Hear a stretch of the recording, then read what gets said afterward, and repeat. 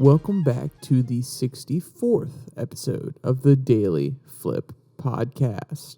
I'm your host, Alex, and today we're going to be flipping through some of the top stories, including one of my favorite topics to complain about, the elites, and them descending from their high hill in Switzerland after the Davos convention has ended. And then we have another article that's going to really delve into the question of where we derive our freedoms from. I know it may sound a little bit boring, but there's actually a very interesting argument that the author and some of the people that he's drawing from make that I think needs to be combated, or at least needs to be talked about a little bit more. And then, of course, we have our Daily Delight, a story meant to leave you feeling positive and ready to take on the day. Now, it's enough rambling from me. Let's jump into our daily debate. For those of you that didn't know, the World Economic Forum's yearly Davos meeting ended on Friday. After a week full of fear-mongering and explaining how the elites of the world can help guide us to a brighter future, honestly, it's not really a topic discussed that often, or at least in the circles that I listen to, that some of the stuff they talk about is actually important. And it's not necessarily evil and misguided, as, like I said, some would make you believe. But when it comes from the mouths of the same people that are so self-absorbed about their role in saving our planet, it's really hard to swallow. So my question, now that we're actually getting to the question, is, are they really looking out for our interests, as they say, or are they really concerned with their own? I'd love to hear your opinions. Throw it down in the comment section. Let's jump to our first article. This one comes from Common Dreams. 200 plus millionaires to world leaders at Davos. Tax the ultra-rich and do it now. So normally you hear the bottom 99% calling for the, quote, eating of the rich. But now those in the top 1% are calling for it too. And my question that arises when hearing this is it just a virtue signal? Maybe. But let's hear what they have to say before we really start to make those sort of connections. Quote, a group of more than 200 millionaires from 13 countries published an open letter Tuesday calling on world leaders gathered in Davos to tackle skyrocketing inequality by taxing rich people like themselves, warning that extreme concentrations of wealth at the top are unsustainable. Quote, we are living in an age of extremes, end quote, states the letter from Global Millionaires, which was hand-delivered to the World Economic Forum attendees. So I'll keep going with a quote here in a second, but I just picture the butler going up, white gloves with his letter from all the millionaires. Sir, my much less wealthy patron than you has sent this to you. And then the other butler of the other wealthy, overly elite people in Davos says, oh, why, thank you. I'll see you at the yearly butler convention. Like, come on, it's just opulence and it's over the top. And, I haven't actually seen the letter be handed off, but that's just what I picture. These millionaires complaining about billionaires at the end of the day. But let's return to the quote. Quote, rising poverty and widening wealth inequality, the rise of anti-democratic nationalism, extreme weather and ecological decline, deep vulnerabilities in our shared social systems, and the shrinking opportunity for billions of ordinary people to earn a livable wage. Why, in this age of multiple crises, do you continue to tolerate extreme wealth, the letter asks. The solution is plain for all to see. Tax the ultra-rich and do it now. It's simple, common-sense economics.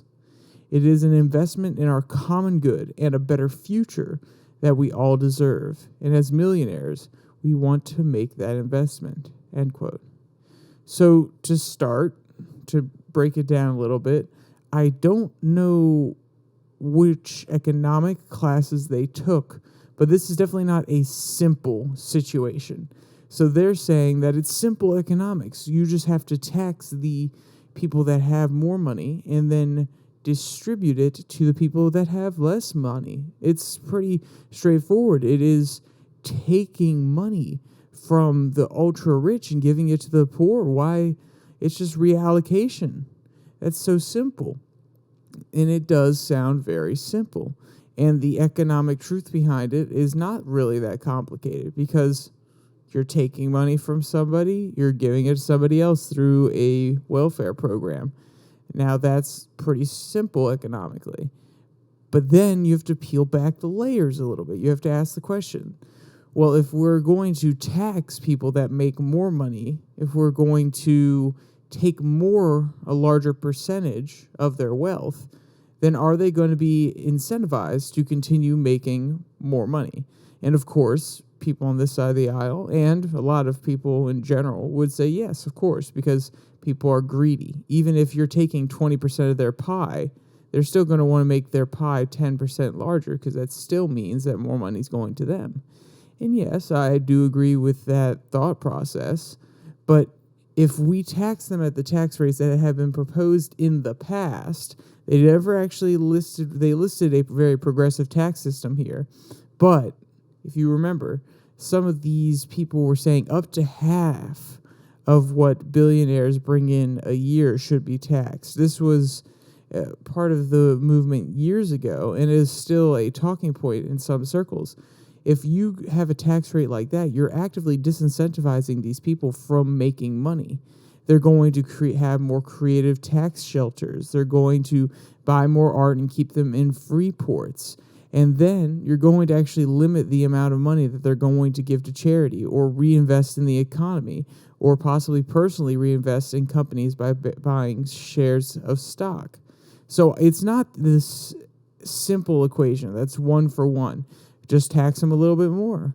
At the end of the day, we can just take a little bit of extra money out of our pockets and allow it to go to the poorest of us. And I think if they're genuine here and they're not just virtue signaling, I think that is very noble of them. But it is not as simple as they make it sound to be. The millionaires draw heavily on a study published last week that shows more than half of the new wealth created since 2020 went to the top 1%. My question is, why do these millionaires need to be taxed more? Why do they have to involve the government? Why not work with charities? And this is the other aspect of the, if you want to call it, economic equation. But I think it's actually more of a social equation, which is, why should you involve the government? Why do you have to be taxed in order to take that money? Is it because at the end of the day, they have a monopoly on violence and they're the only one that can force certain millionaires and billionaires that don't want to give money to lots of charities? Maybe that's their incentive. But if you feel so compelled to give away some more of your money, you can actually get tax write-offs for giving money to charity. You can found your own charity, and a lot of these people have, to give them credit. But if they really want a more progressive tax system, why not just impose a self-tax? That 5% of their income that would be progressively taxed, give it to a charity of your choice per year. And then you can write those taxes, you can write that off on your taxes. And if you want to be double taxed and you want to ensure the welfare programs get paid for, then just give to the charity and then don't necessarily write it off on the taxes. There are social solutions here. Involving the government just adds another layer where your money is going to have to pay for certain bureaucrats, certain policies, regulations. And that's actually going to bog down the effectiveness of your money if you were to give it to a worthwhile charity. Let's say one that comes to the mind is Make-A-Wish.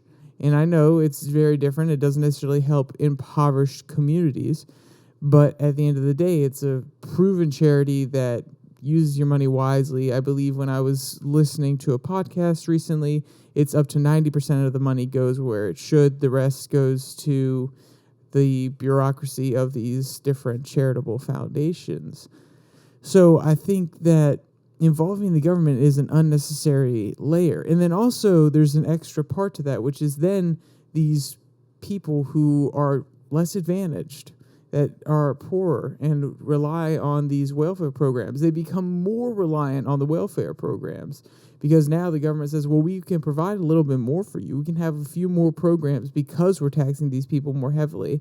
And the goal at the end of the day is to redistribute that wealth. So they're going to come up with more programs or up the amount in these programs to help these people at the bottom end. And that sounds very noble and honorable. But at the end of the day, if you get people hooked on a system that is going to provide for them, rather than give them an incentive to provide for themselves, then I think that's a problem. If you look at the Bill Clinton era, my mother and I always had conversations where we were very much against just giving out free money. The Bill Clinton era said that for a certain amount of time, you will receive these benefits. But after this certain amount of time, even if you're proving that you're looking for work, you are off these benefits. I think that's a very good compromise because it says we will help you in your time of struggle, but we're not going to let you sit here and suckle off the teat of the government forever. You have to actively work to find a better situation. You have to actively pursue your goals, and you have to push yourself to get out of this situation. I think it's a good middle ground of this constant battle of, oh, well, you need to pick yourself up by the bootstraps, but some people need assistance. It's a middle ground where you're actually saying you're incentivizing them to have pride in themselves, to value themselves, to say, yes, I do deserve to go out and get a job and not be reliant on Big Brother, not be reliant on a government that at the end of the day, if they run out of taxable money, which they won't, but if they were, then I'd be screwed. No, you have a people that is becoming more dependent on the government, especially with these welfare programs. And I don't necessarily think taking wealth from the top 1% and giving it to the rest, to the bottom, is actually going to help bring those people out of the bottom and get them to build generational wealth over time. They have to change their habits. They have to be more responsible. And of course, this is easy to say as a person who's had grandparents, great-grandparents, parents who have been responsible with any situation they've been put in. Obviously, that's easy to say for me. And it's probably easy to say for a lot of these millionaires, but it's true. We have to inspire change in that bottom 25, 50%, and not just give them money, because we don't want them to just be dependent. They don't want to just be dependent. Some people may be, but I highly doubt that they want to be dependent on somebody else for survival. They want to feel fulfilled. And there's a certain amount of pride and happiness, joy that you get from being successful, or at least understanding that you have value and working hard and pushing to prove that you are worth what you think you are worth, at least in my opinion. So that's why I think this letter is a little over the top. And I don't think that these millionaires who are attacking billionaires are kind of missing the mark, honestly. But that's just my opinion on the matter. So the millionaires took aim at Davos because it's one of the largest gatherings of global elites in the world, from John Kerry to the UN Secretary General and activists of all types. But it is interesting that the millionaires are really taking aim at the ultra-rich and not just the rich. They said you can tax us, we're willing to give more money, but at the end of the day, all their language is centered around the ultra-rich, the people that are just a little bit more rich than them. They're ultra versions of them. So I think it's always interesting when the language suggests something beyond, oh, you can tax me, I'll give up more of my income. No, it's you also need to give even more of your income as the ultra-rich. I just thought that was funny. So let's jump to our second article from or at least talking about the Davos Convention. It also comes from Common Dreams. Greta Thunberg warns Davos Elite will throw humanity under the bus for profits. Quote, early into a panel discussion Thursday with fellow climate activists and international energy experts, Thunberg said, we are right now in Davos, where basically the people are who are mostly fueling the destruction of the planet. the people who are at the very core of the climate crisis, the people who are investing in fossil fuels. Somehow these are the people that we seem to rely on solving our problems when they have proven time and time again that they are not prioritizing that, end quote.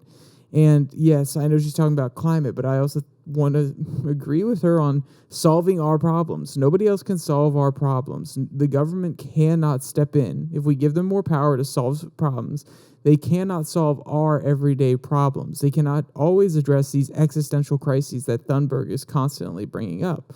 So I know that she's speaking in a different context, but I do agree with that statement. And I'm taking it out of context in order to make it palatable. I know. Look at me. That's a media shill move. My bad. So while I agree with Thunberg on how they are negatively impacting our world, or at least how they are going about doing it, I don't agree with necessarily all of her positions on climate, but I do agree that they are negatively impacting our world in some way, shape, or form. The Davos Elite. As a person who has been on the inside of Davos before, I'm happy to really see her standing up against parts of their agenda. She's been invited in. She's been asked to come and speak at Davos, in Davos. This panel that she had was actually outside Davos, kind of as a protest. So I'm very happy to see that she went in, she was a part of the system, she recognized that they're not doing exactly what she wanted, or at least not doing it the right way, in her opinion, and she's standing up to them. I think that's very admirable at the end of the day. What Thunberg is trying to highlight is their perception on short-term gains, or at least their perspective on short-term gains. And she argues that while they are trying to really focus on helping the climate, they have such a short-term view of it that it's actually not going to help anything. It's actually going to hurt the environment. Many have argued at Davos the solution is consolidating power in institutions so that they have the means to tackle major issues. But to me, that's a very scary prospect. I don't think that the consolidation of power in any single entity or any cadre of elites, any oligarchical kind of pact will actually solve anything. The more power you give to somebody, the more they can misabuse it. I'm not saying that these elites would misabuse it. I think they would personally, but I don't know that for sure. So I'm not going to say for 100% fact that they would misuse it. But it's scary that they're asking, essentially, over the last years, they've said that we understand the issues. We understand what's going on. We need to do this. Speaking as the enlightened saviors, the Plato coming down from the hill, trying to impart knowledge upon the citizens and his students. And while their goals may be admirable, I do not believe that allowing them to have consolidated power is a good thing whatsoever, especially when they talk about ESG, basically a way to control public companies, and bludgeon them with different shareholder wants, stakeholder capitalism, essentially, or whether they're talking about social credit scores, which have been implemented in China. But rather than a simple social credit score, no, we're not going to monitor all your activity online and everything and what you say. We're just going to count the impact that you have on the carbon emissions. And if you're a heavy carbon user, then your score will be lower. And if you use less carbon, your score will be higher. So then we know who the people that actually care about our planet is. These sort of proposals are scary in my mind. And I do not like the fact that they are basically saying out loud, give us more power. These programs are going to help save the world. And if you just trust us, if you just allow us to put them in place and maybe not even abide by them ourselves, because we're traveling here in thousands upon thousands of private jets to this nice ski lodge town in Switzerland where half of the world's population, maybe even 75%, could not afford to go on their own, even if they put their life savings into it. It's scary, and it really does show an elitist mentality that I think is not an elitist mentality, not necessarily that they believe they are genuinely better than us, but a mentality bred in the elite class, which is extremely dangerous. Quote, Thunberg, who twice has been nominated for the Global Peace Prize for climate activism that has included global school strikes, said that we know that the changes we are advocating for are not going to happen overnight, and that is why we have to stay strong during a long period of time and grow the movement of people demanding an end to the fossil fuel era. The people standing up and raising their voices against all this is happening. That's the hope right now. The hope comes from the people, Thunberg concluded, a sentiment echoed by the other young climate activists on the panel. Vanessa Utak of Uganda, Luisa Nubar of Germany, Helena Guenta of Indigenous Community in Ecuador. They were joined by Faith Burrell, head of the International Energy Agency, which has also highlighted the need to keep fossil fuels in the ground, end quote.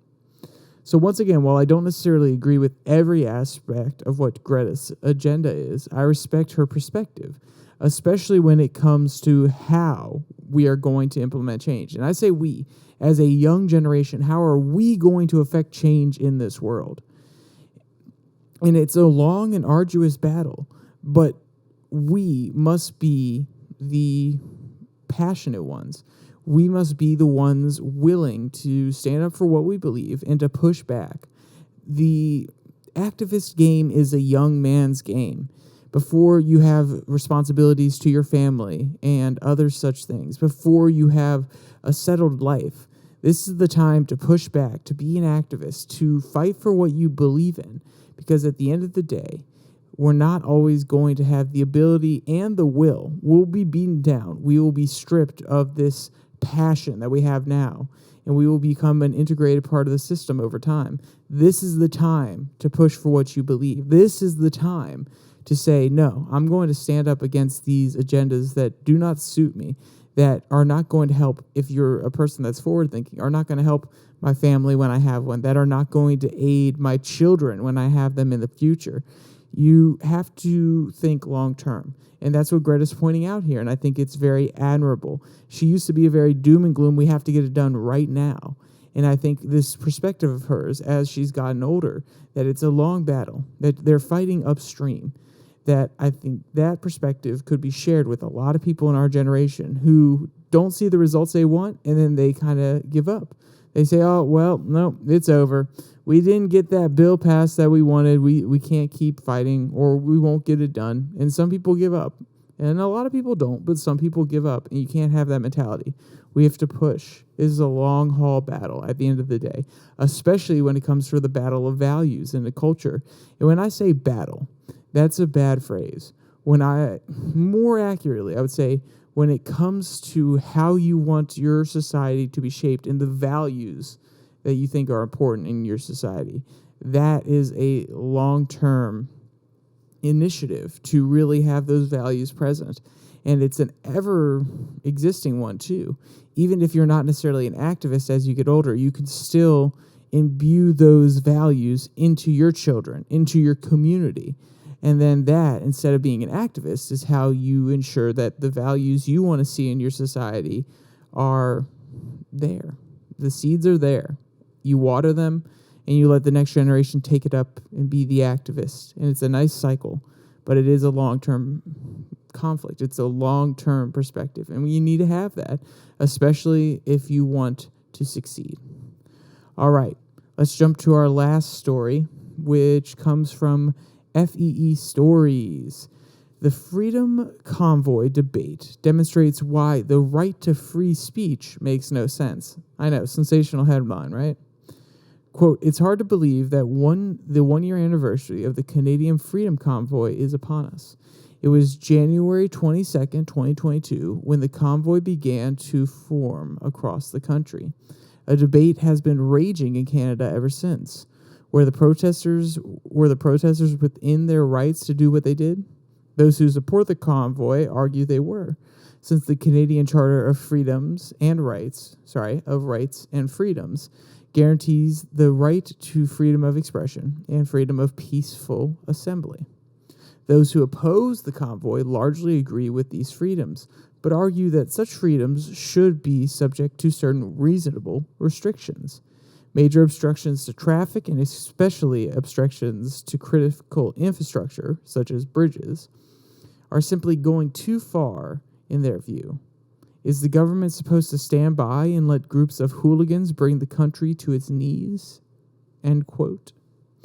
So those who are First Amendment purists would have no problem saying, well, of course, that's quite literally the point. The protests, they're meant to cause chaos in a peaceful manner, to force people to pay attention, to listen to what these protesters have to say. And I'm actually a part of that boat myself. But the author is actually using this as more of a springboard to a discussion of a more deep topic. So, is there a right to protest, to speak freely anywhere you want? The author would argue no. It all goes back to property rights. You have the right to say anything on your own property, but not necessarily on the property of others.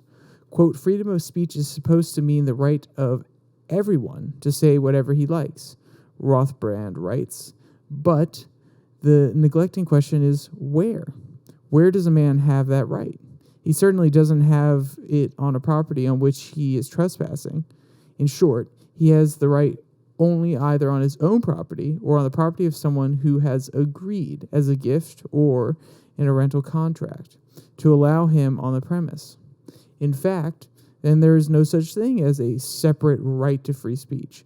There is only a man's property right, the right to do as he wills with his own or to make voluntary agreements with other property owners, end quote.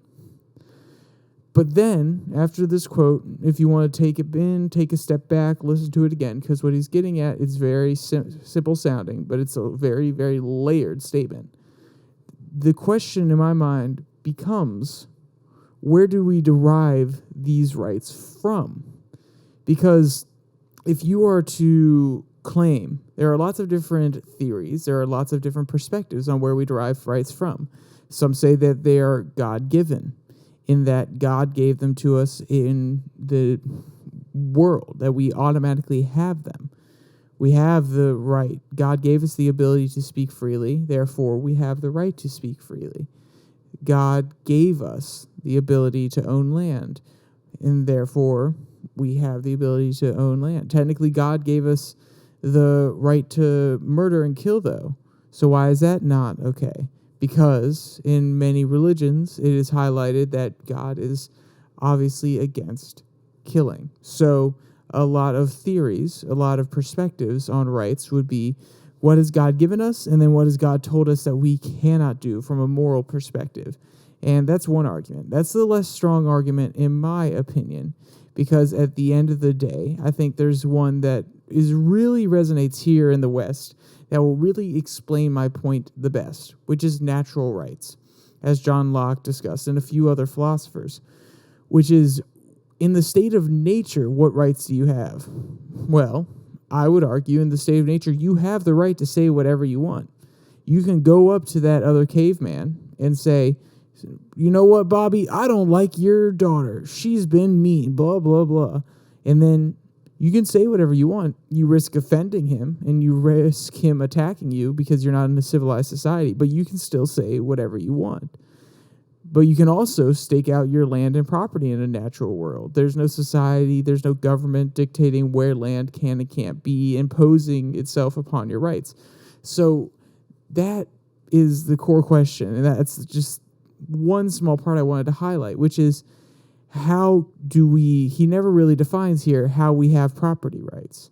If you have a right to property under natural rights, then you also have the same, under the same premise, the right to freedom of speech. So I would love for him to highlight which theory of deriving rights that we're talking about here, besides just saying, oh, no, property rights are the only right we have. because I don't necessarily agree with that, at least through the lens and the philosophies that I've learned to understand rights. And a lot of people would argue, well, the government either gives positive or negative rights. And that's a whole different conversation, because we're talking about rights that pre-exist government. So I would love, and let's be clear, I'm not saying that he's going to tell me, because he's never going to listen to this, or at least I don't think he will. But if somebody could throw it down in the comment section, if you have an understanding of where he's deriving this idea of property rights being the only right that people actually have that pre-exists government, I would love to hear your opinions on it, because I think it's an interesting conversation, but I also think it's a dangerous one, because it leads to what the author says next. The author goes on to quote that at the end of the day, or some of these other authors, he's quoting them saying that we should privatize these spaces where people protest, where these protests take place. Then the private owners of those areas, the streets, the roads, the parks, could then rent out the locations for the protest. And I think that's extremely dangerous, again, because at the end of the day, what if these private landowners, they don't agree with the protesters? And what if they try to charge them an outrageous price to rent or use the property? And the author says, well, then they'll go to the next person over. They'll go to the next person who owns a bridge. They'll go to the next street. But at the end of the day, you shouldn't be limited. You should not be limited by the whims of somebody else.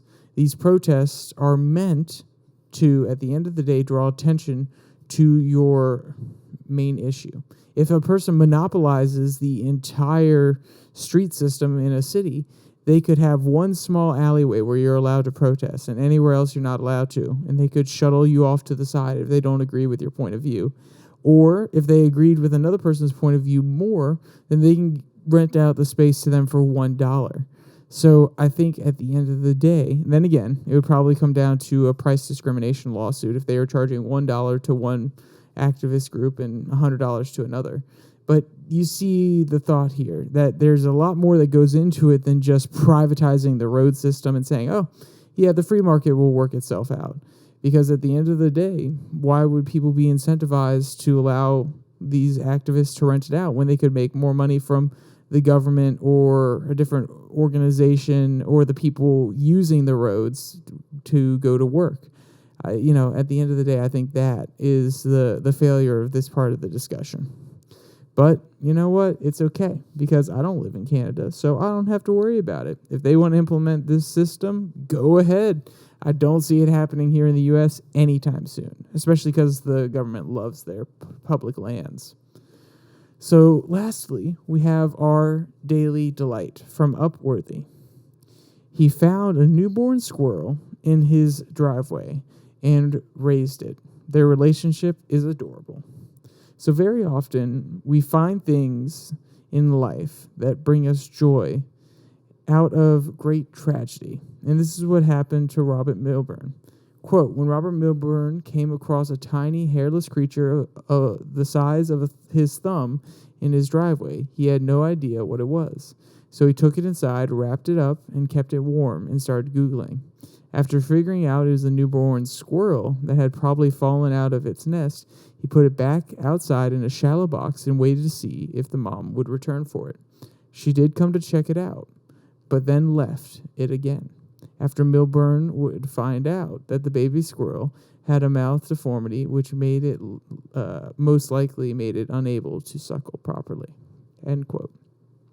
So instead of pawning off the responsibility to someone else, Mr. Robert here, he decided to raise the little guy and named him Bobby. Quote, Bobby has a family now out in his little squirrel house. He and his squirrel wife, Barbara Ann, are the proud parents of 4 youngsters. Peepers, Jeepers, Creepers, and Sneakers. Peepers seldom ventures from the treehouse. Jeepers is just a bit more adventurous. Creepers creeps out further, and Sneakers sneaks into other trees. Melbourne shared this on his website, bobbysquirrel.com, end quote. And if you want to see any of the cute videos or photos from today's Daily Delight, or if you want to read any of the articles from today, there will be a link in the description below that like and subscribe button. Down there also is the Twitter handle at Your Daily Flip, where I post the link to the podcast on Monday, Wednesday, Friday at 8:30. So you can go there straight from Twitter rather than having to go searching through YouTube. Just trying to break through a little bit. All right, with all that said, there's only one more thing to say. Stay safe. Don't die.